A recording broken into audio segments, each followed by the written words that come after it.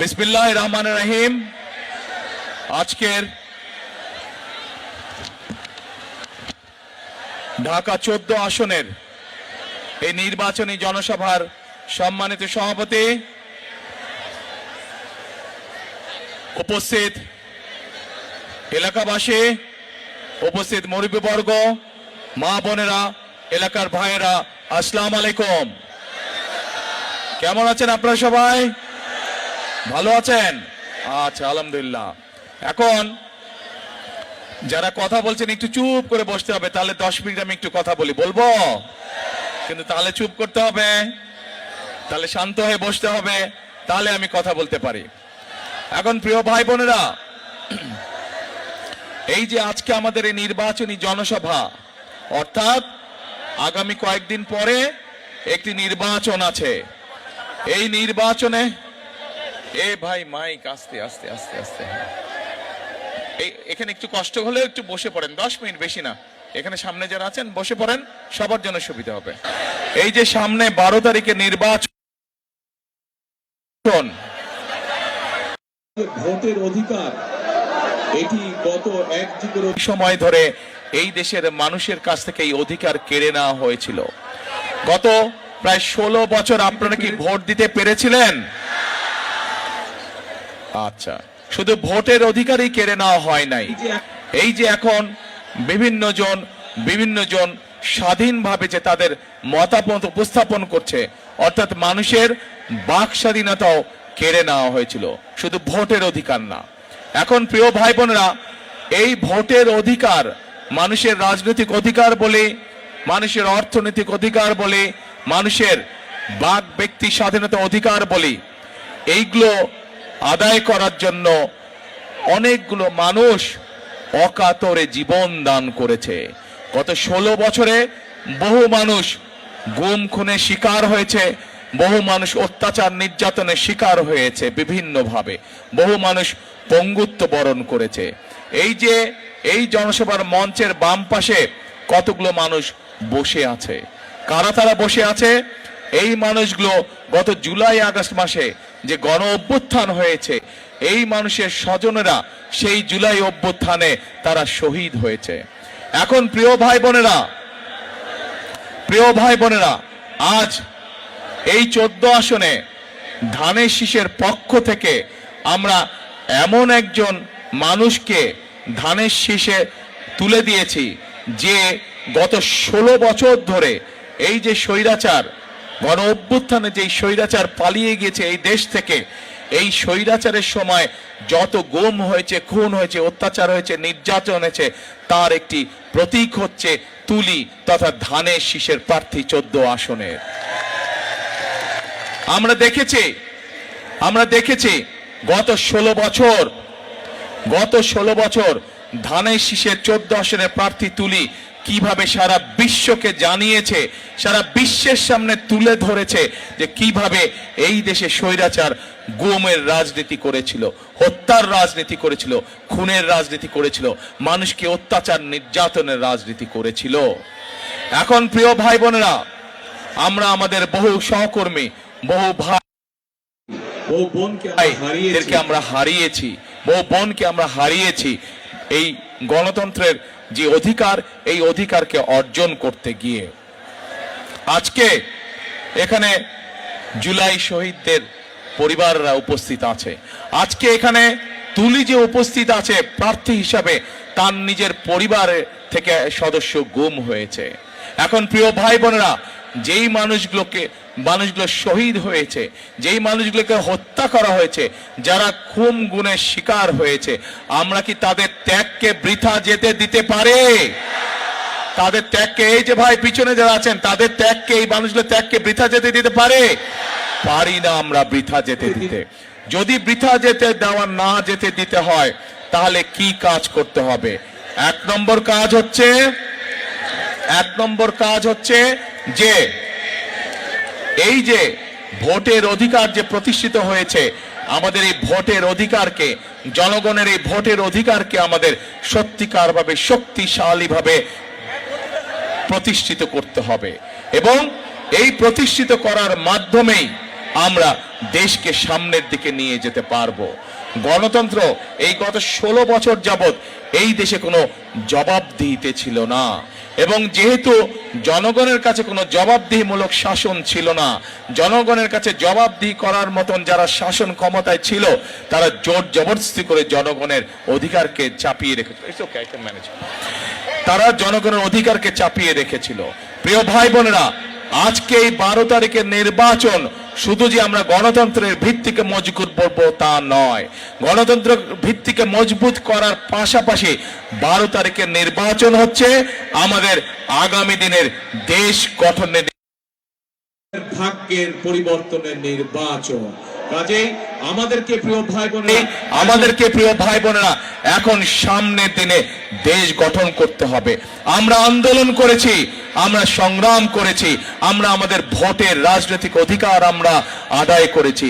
এখন প্রিয় ভাই বোনেরা সেই রাজনৈতিক অধিকারকে প্রতিষ্ঠিত করার মাধ্যমে আমাদেরকে করতে হবে দেশের উন্নয়ন, বাংলাদেশের মানুষের অর্থনৈতিক স্বাধীনতা আমাদেরকে ভিত্তিপ্রস্তর স্থাপন করতে হবে।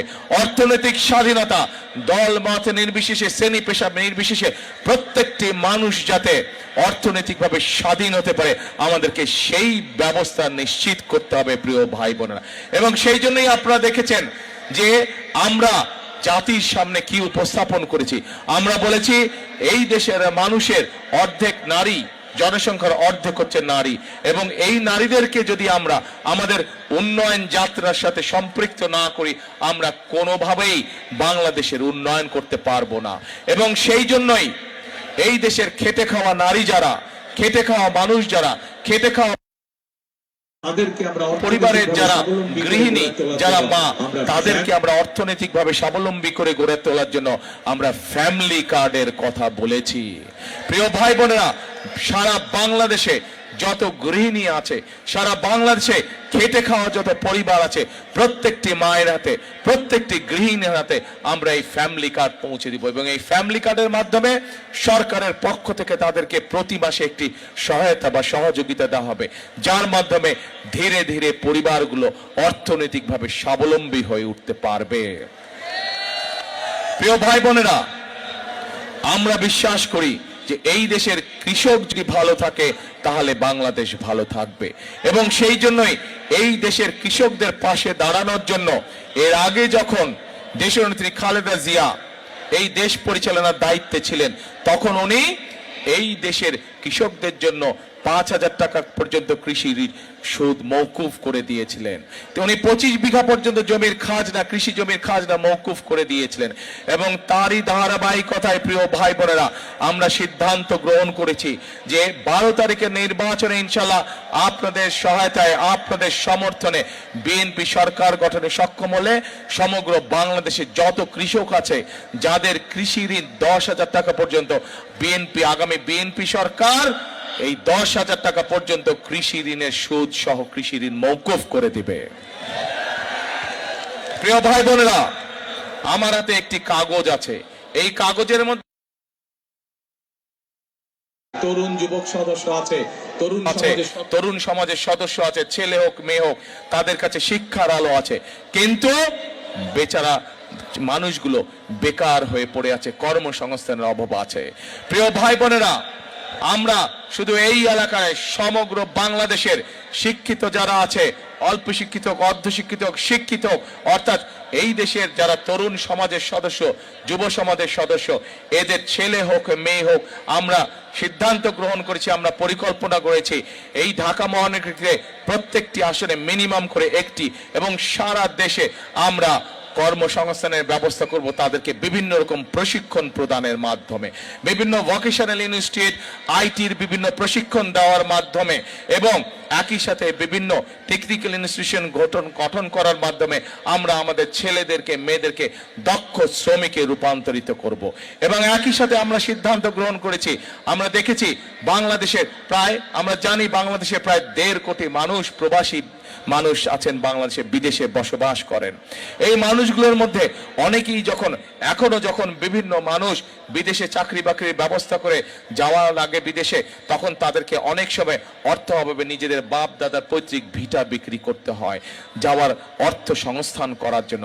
সেজন্য আমরা সিদ্ধান্ত করেছি এখন থেকে যারা ট্রেনিং প্রাপ্ত হয়ে বিদেশে যাবে, তারা বিদেশে যাওয়ার জন্য যেন তাদেরকে পৈতৃক জমি জমা বিক্রি করতে না হয়, সেই জন্য আমরা তাদেরকে সরকার থেকে স্বল্প সুদের ঋণের ব্যবস্থা করে দিব, যাতে করে তারা সেই টাকা দিয়ে বিদেশ যেতে পারে, যাতে করে তাদেরকে পরিবারের জমি জমা বিক্রি করতে না হয়। প্রিয় ভাই বোনেরা, আমরা সিদ্ধান্ত গ্রহণ করেছি যে আমরা এই দেশের মানুষের মিনিমাম স্বাস্থ্য সেবা আমরা নিশ্চিত করব, এবং গ্রামের মানুষ যাতে গ্রামে বসে, শহরে ওয়ার্ডের মানুষ যাতে ওয়ার্ডে বসে, বিশেষ করে মা বোনেরা শিশুরা যাতে ছোটখাটো অসুখের চিকিৎসা ঘরে বসে পেতে পারে, সেই জন্য আমরা সিদ্ধান্ত করেছি নিযুক্ত করব। আমরা এদের সারা বাংলাদেশে আমরা 1 লক্ষ হেলথ, বিশেষ করে তারা যাতে মা বোনদের ছোটখাটো অসুখ ঘরে বসে সেই চিকিৎসা সুবিধা ঘরে বসে সেই চিকিৎসা সুবিধা। কিন্তু একই সাথে এখানে আমাদের মানুষের চিকিৎসা সুবিধার জন্য প্রয়োজন।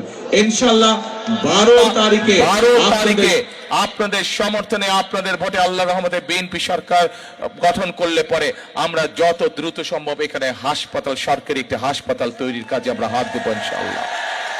প্রিয় ভাই বোনেরা, একইভাবে সমাজের একটি অংশ আছে, আমরা নারীদের জন্য পরিকল্পনা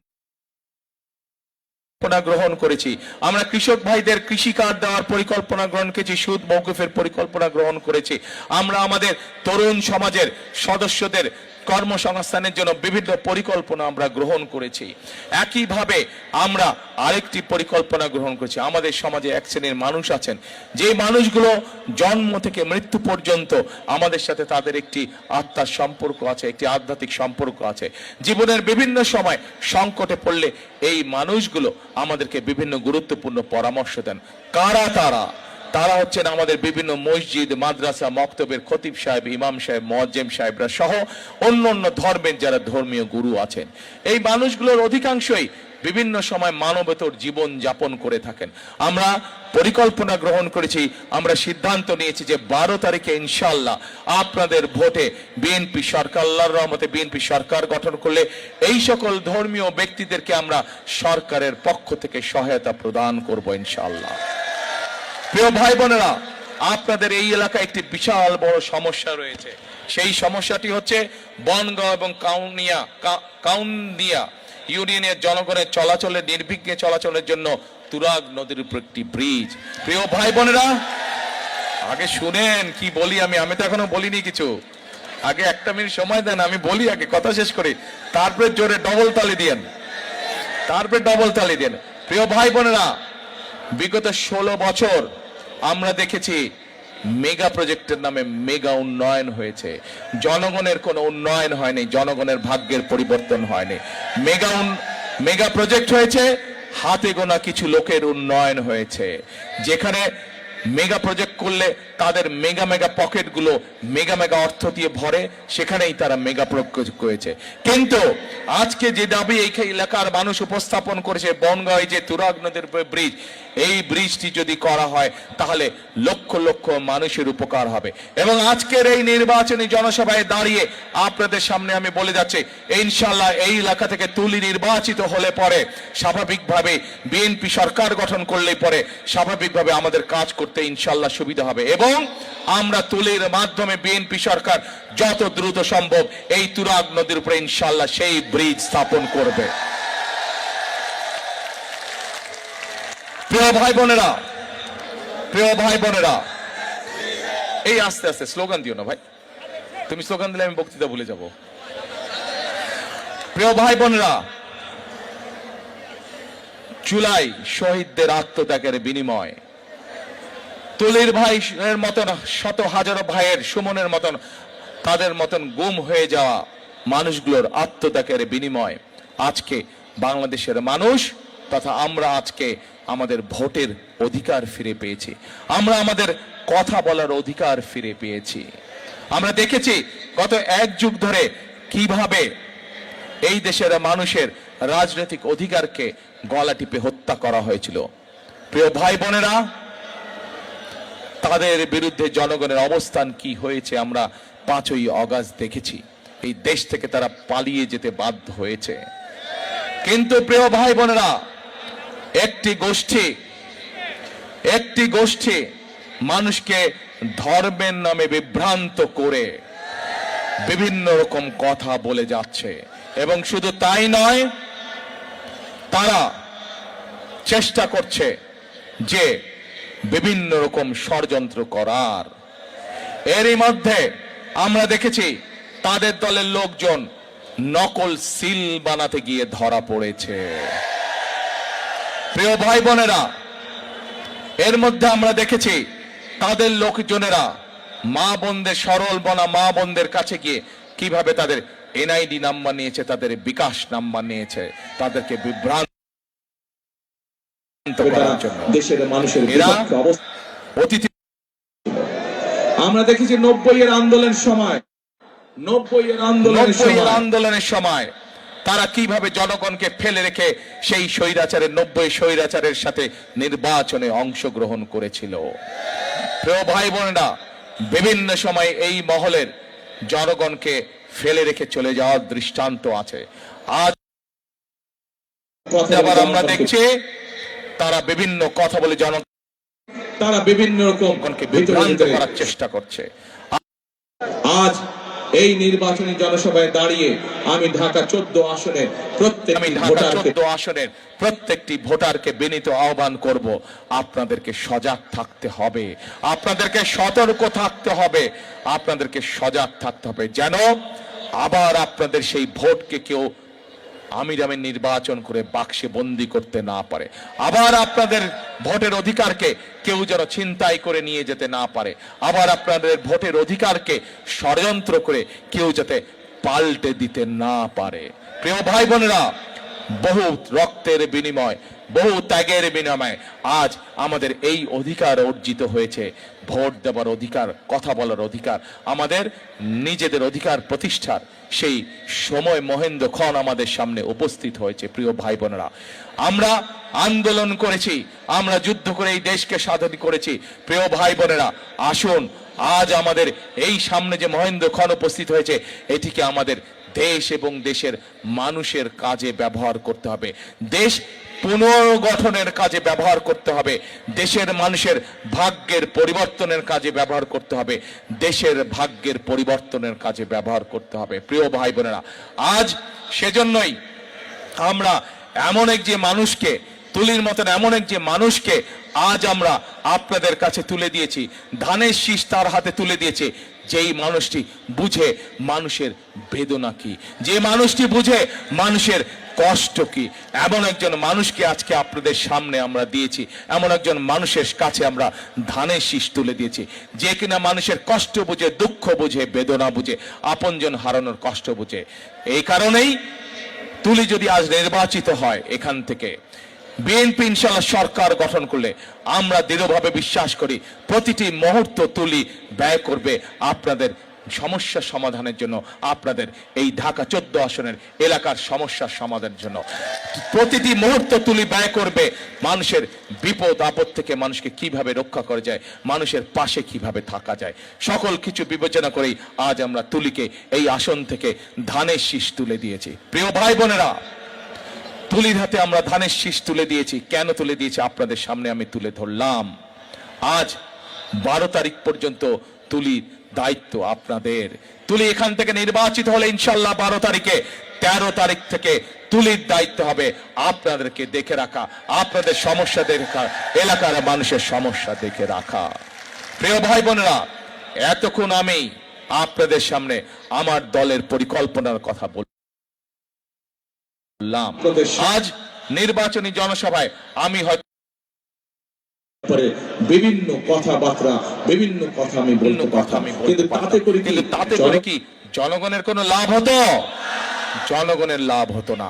জনগণের দরকার পরিকল্পনা, জনগণের দরকার প্ল্যান, জনগণের দরকার কর্মসূচি। যে পরিকল্পনা, যে প্ল্যান, যে কর্মসূচি জনগণের ভাগ্য পরিবর্তন করতে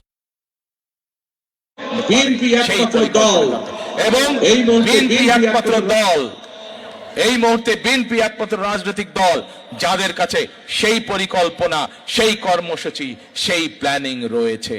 আমরা এমন কিছু মানুষের কাছে বলতে চাই না যা মানুষের আওতার মধ্যে নয়। আমরা আপনাদের কাছে সেই প্রতিশ্রুতি দিতে চাই যেটি করার তৌফিক আল্লাহ মানুষকে দিয়েছেন। যেই তৌফিক আল্লাহ মানুষকে দেননি, আমরা এমন কোন প্রতিশ্রুতি আপনাদের সামনে উপস্থাপন করতে চাই না। প্রিয় ভাই বোনেরা, সেজন্যই আমরা বলেছি বিএনপি সৃষ্টি হওয়ার পর থেকে এই দেশের মানুষের পাশে বিএনপি ছিল। এই দেশের মানুষের সুখে দুঃখে বিপদে আপদে সকল সময় বিএনপি ছিল। ইনশাল্লাহ বিএনপি ছিল, বিএনপি আছে, ইনশাল্লাহ বিএনপি জনগণের পাশে রইবে যতদিন এই দেশ টিকে থাকবে ইনশাল্লাহ। একটি এই নির্বাচনী জনসভার শপথ একটি, সেটি হচ্ছে আগামী দিন আমরা আমাদের এই মাতৃভূমি, আমাদের এই প্রিয় মাতৃভূমি, আমাদের এই দেশকে আমরা গড়ে তুলব আগামী দিন। এবং সেই জন্যই যদি এই মাতৃভূমিকে গড়ে তুলতে হয়, এই দেশকে যদি গড়ে তুলতে হয়, তাহলে আমাদেরকে কাঁধে কাঁধ মিলিয়ে এই দেশের প্রত্যেকটি মানুষকে আমাদেরকে কাজ করতে হবে। প্রিয় ভাই বোনেরা, দেশনেত্রী বেগম খালেদা জিয়া, ওনার সন্তান হিসাবে আমি জানি এই মানুষটিকে স্বৈরাচার বিভিন্ন সময় বিভিন্ন রকম প্রস্তাব দিয়েছিল যে আপনাকে আমরা ছেড়ে দিব, আপনি বিদেশ চলে যান। কিন্তু এই মানুষটি বাংলাদেশের মানুষকে ছেড়ে যায় নাই। শত অত্যাচার, জুলুম, নির্যাতন, জেল জুলুমের পরেও এই মানুষটি এই বাংলাদেশের মানুষকে ছেড়ে যায়নি। কারণ আমার শেষ ঠিকানা, এই দেশ ছেড়ে আমি কোথাও যাব না।